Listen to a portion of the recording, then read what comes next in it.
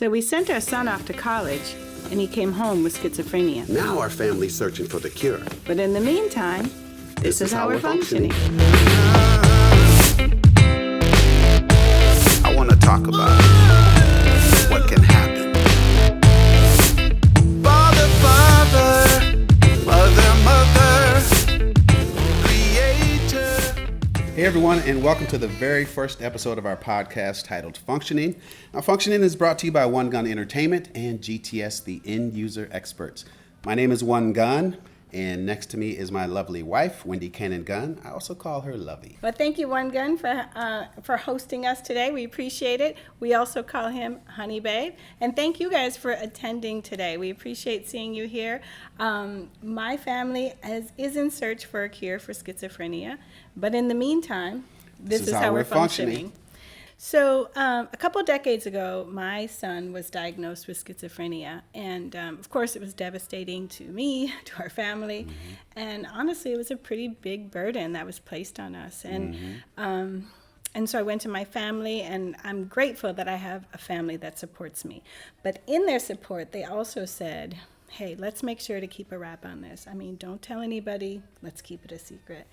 And I just knew that this burden was so great that there was going to be no way that we could handle the burden and that big of a secret. It was just not going to work.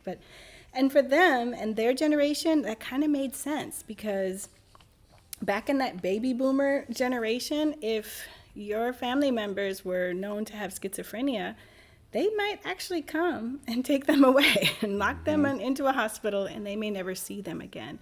So for them, that made sense to keep it a secret. Mm-hmm. But the challenge then is it creates all this stigma and fear around it. So we didn't want to do that. We wanted to start to have an open dialogue. And in doing so, I've met amazing people, and it's really started this amazing journey for us.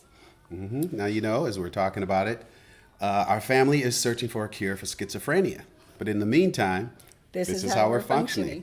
So she just touched upon it. Speaking with family members, that's kind of how we started. Like, we know it was happening within the family. So we started, we thought about doing this, and we said, let's talk to some family members, right? And one story I have is speaking to one of our uncles, and we talked about it, and he had it in his family, right? So we're talking generational. Mm-hmm. And I asked him, I said, do you want to just, talk about it on our podcast, this podcast we're going to be doing? And he said, nah, man, I can't do none of that. And I said, why? You're just talking about the family. He said, well, the way I grew up is don't start nothing, won't be nothing. So in this podcast, we're trying to start something, okay? And we're trying to create an open forum for you guys to call in. We are not professionals. We want you to call in, reach out to us, subscribe, like, share, and let people know that we have opened up a format for this dialogue. Okay, once again, we are not professionals, but in our goal with our podcast, we will have professionals on the show, right? Yep. Now, doesn't 20 years of actually a lifetime of dealing with this schizophrenia that's been meandering through our code, doesn't that make us professionals? Well, let's do this. Go back to the first day. I want her to tell you. The first day we realized something was going on with our son. You remember that? No, tell me about it. Well, the very first call, where was he? He was at college, right? So when he called from college, he said, Mom, I think you should start calling me Jesus. And I thought, I forgot about that one, but yes. Yes. Mm-hmm. I thought you'd be asking for laundry soap or money for to put on your right. your Bring cafeteria account or something, right? right? But calling you schizophrenia is different. That was a very interesting ask, one that we were not prepared for in college, and yeah. It was devastating, like I said, and we learned a lot about the process. And to be honest with you, the reason that I knew that my son was ill and what the illness was is because those phone calls that kept coming in started to remind me of phone calls that I received from my father as I was growing up. So he always says, Mom, you let the doctors tell you what was wrong with me. And I go, actually, no, I let the code tell me what was wrong with me. So it all started to feel really familiar. And I knew very little, right? All I knew was, why does he keep going through roommates? Yeah. He had a roommate. Yep.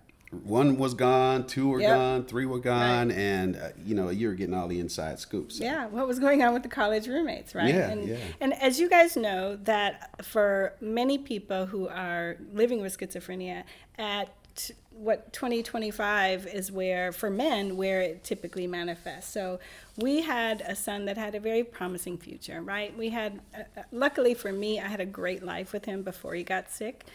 He was a great kid. He was a great student, certainly fun to be around, class clown, really kind of very smart too. So he got through school with no problem. Me, I always struggled, but he got right through school with no studying. In fact, one of his teachers said, "You know what it's like teaching your son? It's like driving in a Maserati at 30 miles an hour." Like for him, he was so smart. He just picked up on everything, but he, was not interested in that. He wanted to play basketball and be the class clown, right? rather than always being really, learn it. So And he was good at it. Yeah, he was good at it. Yeah. Well, that's great, Lovey. And let's move on and let's really go ahead and establish what schizophrenia is. We haven't talked about that yet. Good one, yeah. Okay, so according to the Mayo Clinic, schizophrenia is a serious disorder that affects how a person thinks, feels, and acts. Someone with schizophrenia may have difficulty distinguishing between what is real and what is imaginary. Okay. They may be unresponsive or they could be withdrawn. They may have difficulty expressing normal emotions in social situations. Is that crazy? Yeah, right? We would know that, right? Mm-hmm. Now, contrary to public perception, schizophrenia is not the same as having a split personality disorder or multiple personalities. The vast majority of people, now this is important, what people don't realize. The vast majority of people with schizophrenia are not violent and do not pose a danger to others. And we know that, right? Mm-hmm. Schizophrenia is not caused by childhood experiences, poor parenting, or a lack of willpower. Now, that's according to the Mayo Clinic. Right. Thankfully, mothers, we are finally off the hook, right? That wasn't always the case. So thank you for sharing those stats with us. And what we also understand about schizophrenia is it impacts 1% of the population with a diagnosed disorder, right? Mm-hmm. But we all know that there's a lot of people that may not be diagnosed. Some in my code, right? And what are they doing?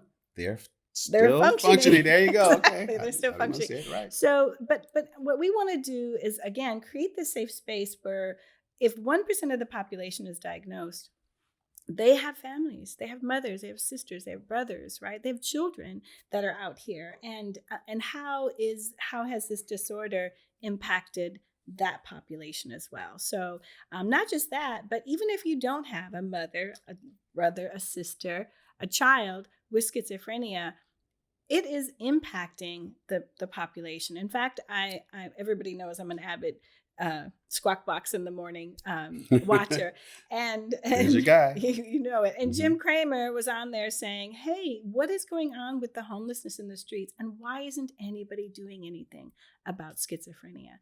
And Jim, I couldn't agree more. Why isn't somebody doing something about schizophrenia? We really have a goal in mind to create a safe space, create a movement. We want a cure, right? Because it does impact everyone, including everyone in society. Again, you know it. You see them suffering. You see people homeless in the streets. We all see it. Mm-hmm. And so this is how we're handling it. Now, as you join our podcast and listen to us, we're going to use humor because we have a lot of humorous situations. We're going to do our best to talk about facts. We'll be talking about facts. We'll be talking about fiction, the images that people have of people that are diagnosed with schizophrenia. But overall, our goal is to, and when I speak of humor, it's to make it so that when you talk about it with us, there has to be something that's been humorous about your stories and what you've gone through, right? Yeah. I mean, I would only think that, once we get into this, and keep in mind today, we're just, we're hitting on a lot of points, but as we get going, we'll dig a little bit deeper and deeper into different areas of the illness. Yeah, okay? And that's a good point, right? That nothing's off the table here. And That's I'm right. glad that you mentioned humor. You see us smiling, you'll see us use humor. And for us, we can do that because of the old adage, right? Tragedy plus time equals comedy, right? Oh. And that's how we're getting by with it. Guys, there was a time that we were in hell, okay? And I can't say that we won't be there again. But so for some of you, when you see us laugh, you see jokes, you see us laughing, just like in humor. You may see a tear. It may be too soon, right? And we appreciate that because, our goal is not to diminish what you may be going through as your family. But we're able to laugh. In fact, without laughter, I don't know if I would be able to handle this, right? So it really does allow us to be able to handle this journey and stay functioning ourselves, right? Right. And people may think, well, it's probably out there that you can't heal schizophrenia, Now, let me talk about myself for a minute. I, a long time ago, diagnosed with asthma. I did years and years of research. I can literally say about 8 years of research to the point where I'm now off of asthma medication. I no longer need it. And if you know about the little inhaler, I don't need that at all. So to make a long story short, our goal once again is to do what? Find a cure. We're trying to find a cure. Yeah. We're going to need your help. Yeah. And where did I come up with the audacity to want the cure? Well, probably like you, I was scouring the internet, like any mother would when her son is hurting, and you're just looking for relief, right? That's really what it is. And by the way, if you're scouring the internet today and you found us, welcome here. I want to say that if you're in a crisis, an immediate crisis, we may not be the place for you. You're certainly willing to join in our conversation, but we always recommend that if you're in an acute crisis, you need to call 911. One tip I want to give you in calling 911, if your family member is unstable, is just to tell them that your family member is having a mental health crisis and that you need help, right? So that will help in them sending out the right resources for you, right? So if you just call and say anything willy-nilly, and I've had to do that before, and let me tell you, I know that there's a lot of discomfort with, the boys in blue or the girls in blue, but I'm going to tell you, some of them have been our heroes. When I said that, I've had to say, send them out, and they've come out with that information and with that energy that they knew that they were addressing a mental health crisis. So make sure to do that when you're calling 911. And we know that, in some of these situations, they haven't turned out to be the best of circumstances, right? Yeah. But, these are the resources we have. And until something has changed, we discover something new. It pretty much is what it is. So we're not saying that making this call is going to be perfect and it's going to fix everything, but that's the options we have right now. And again, we're searching for multiple options, additional things we can do to help out families with this type of crisis. Yeah, agreed. And if you're scouring that internet looking for what is actually wrong with my family member, again, go take them to the doctor. If you can't get them into the doctor, my very, very best advocates that I can think of for a new family, if you don't have a diagnosis, if you're looking for a diagnosis, NAMI, right? National Alliance for Mental Illness. They're really heroes on the streets, guys. They're families like us. They are a nonprofit, and they have great resources. They have great information. We've taken their family-to-family classes. We've been in support groups, right? Yeah. And they're not doctors, though. So you ultimately do want to get your family member with a doctor, get a diagnosis. I know some of you guys are like, Wendy, that's a lot easier said than done. Yeah. And again, I get it, right? I mean, it's tough to get your family members the help that they need. And that's why we're here today. Now, I want to throw some things at you and just want you to respond, okay? All right. First word. You ready for this? Okay. Well, what I want to talk about are, how do we know? How do we know if someone has schizophrenia? So I want to talk about symptoms, okay? Now, again, I'm going to throw a word at you and just want you to talk about it. So one of them is delusions. What would you say when you hear that? I know, right? And I'm thinking, now we've established we're not professionals, right? So delusions are tough. They're tough to understand because they also have a spectrum, right? One of the delusions is, I think we can find a cure for schizophrenia. Some people might think that's a delusion, right? So, or, but some of the people with schizophrenia actually have delusions. What comes to mind for you? thinking they're seeing things that, well, I don't want to tie into my next question. So delusions are just, believing something is real that's not real. Yeah. Right. I can talk about what the TV does to people with schizophrenia. Just watching TV. They don't like the TV. Right. So I'm more or less going off of what you just said. Yeah, I mean, I'm glad that you mentioned that. We're going to have a whole episode on kind of what is actually going on with our family members. And one thing I want to say is Wi-Fi a delusion? Well, we can't see it, and yet we all know if we're not connected to it, our phone stopped working. So, we know the idea of, the dog whistle. So we're used to hearing and seeing things that aren't the whistle there. that goes. And the dog hears it and we don't. And we're going to talk all about that because honestly, again, we're not professionals. All we're doing is trying to support the experiences of our family members. And so we're going to talk all about that and the symptoms, right? But you're not done yet. I got more to throw at you. Okay. Next one. All right. Hallucinations. Good one. Yeah. My son he can hear things, right? So he does hear voices, and most people have seen people respond to voices, right? We see him in the streets talking to clearly somebody that we don't see. And some people see things, right? And I've not seen that from my son, but we had that experience with my uncle where he definitely saw people that I couldn't see, right? I'm always hesitant to say that weren't there because frankly, in another 100 years from now, we may learn they actually were there. We just couldn't see it. Yeah, are we getting into the other realm now? I mean, here's the thing. We're just trying to support their experience, right? This is what their experience is, what they're reporting. And until they tell us otherwise, how do we know, right? Exactly. Okay, so I got another one I want to throw at you. Keep them coming, right? Okay. Disorganized thinking speech. Yeah. I'm glad you said that because when my son was first hospitalized, that was an experience that I had firsthand where, his sentences were garbled. In fact, not to take a whole lid off on it, but when he was talking to me, I couldn't help but to wonder, is this what people thought about when people talked in tongues, because that's what he sounded like, just garbled and disorganized speech. So when he got really sick, before we found the meds that worked, we had that experience. Yeah, I remember that day. I know, right? Those days. Yeah. Okay, I got a couple more for you.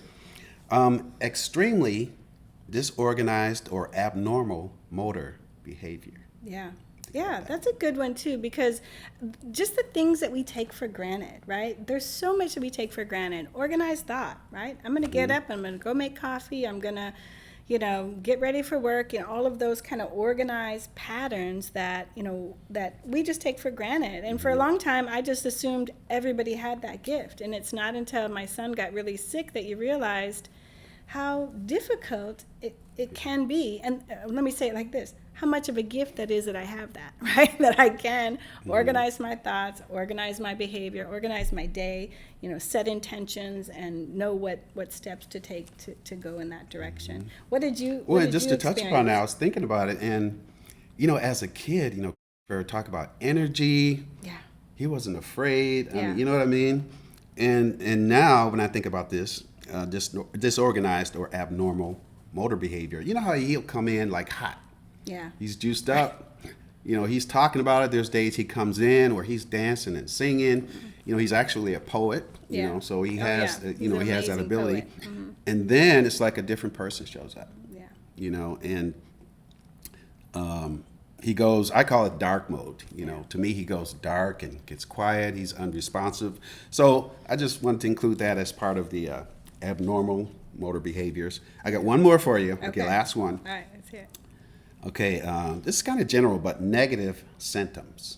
What do you think about that? That's a good one. What do you think about that? Because and you guys, believe me, if you don't know this, go to Family to Family. We have been, as I call it, in this crash course for 25 years, learning all of these nuances, right? And when they talk about negative symptoms, we're going to bring a specialist on here so she can really help you figure out exactly what that means. But my understanding of negative symptoms is that lack of motivation, lack of being able to see things through, right? My son I think one of our biggest heartbreaks, and I do describe it as the land of 10,000 heartbreaks, but one of the biggest ones is that my son had it in him to be the leader of the free world, and I can't get too excited about this because he was so amazing, right? I'm gonna get crying.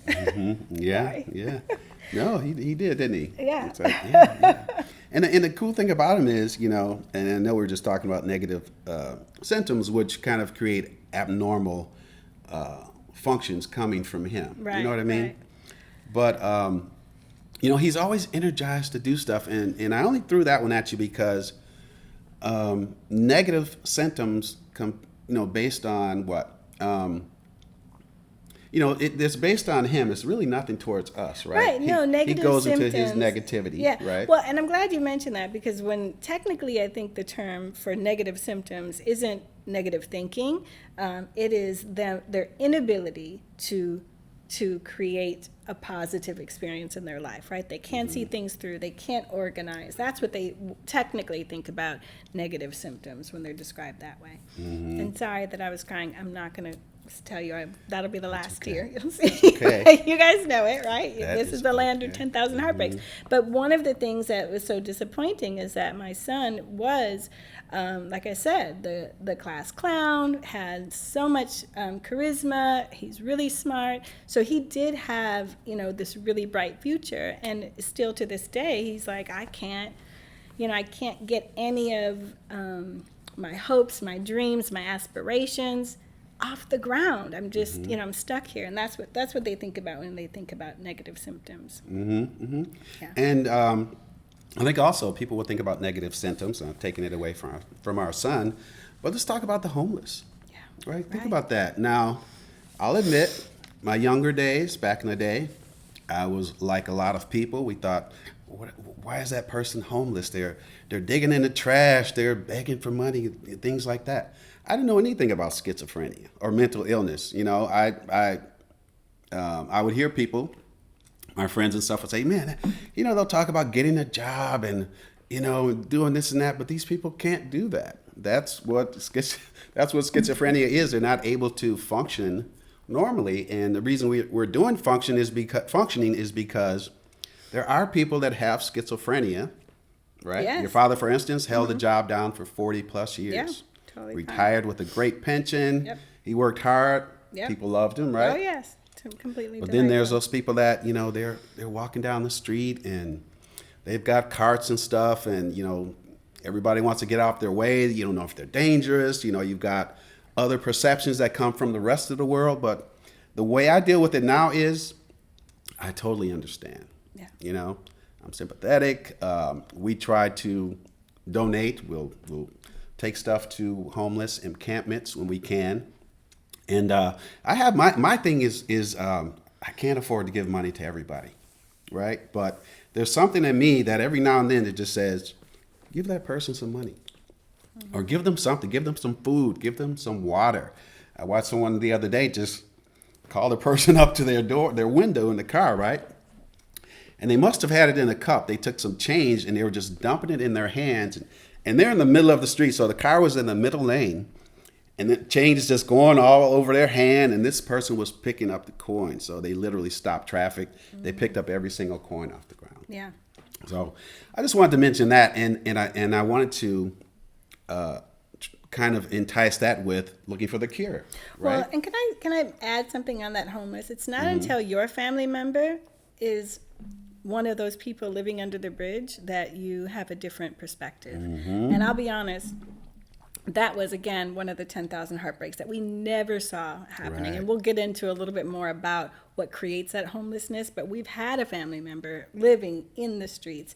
And when you know that, you'd be shocked. Just the kindness that people will give to people who are struggling and in that need, how much that means to them and their family members, because, those people have a mother, a father, a sister, a brother that are worried for them. And even, it's funny, even my son went out because he's such a sweet, generous man. And he is the kind of man that will, if he's standing outside smoking, he'll give other people cigarettes or money or whatever's in his pocket. And he came in and said, "Boy, Mom, that guy out there is really gone." I go, yeah, he is, huh? But, you ran into someone. But because the reality is that, and we'll get into the whole meds conversation, but for a lot of people, meds don't work. And their families are in hell behind that, right? They've looked everywhere. They've tried every med combination. They've tried everything.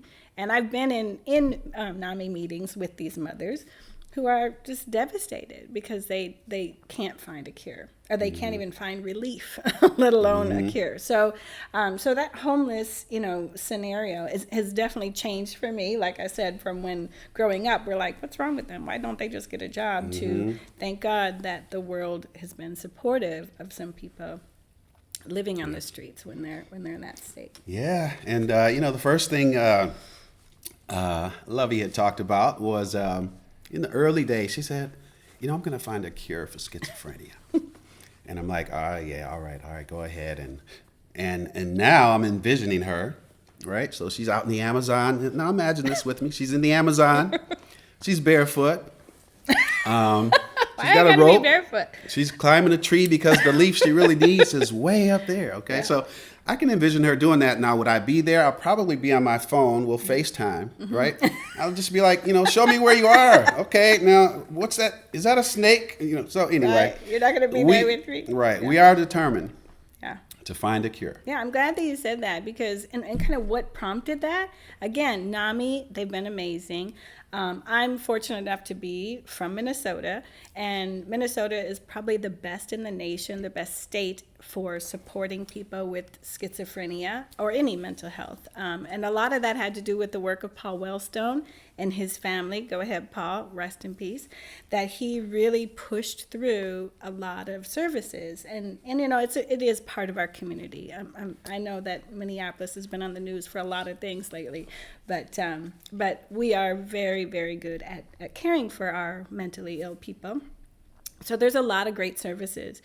But the reality is that they're services, right? And I don't want to spend our lives looking for social services to take care of these people when a cure would take care of all of us, right? So that is my audacity to ask for a cure so that it will relieve, right, not only the people that are living with it, but their family members as well as the community as a whole. Can you imagine? Just yeah.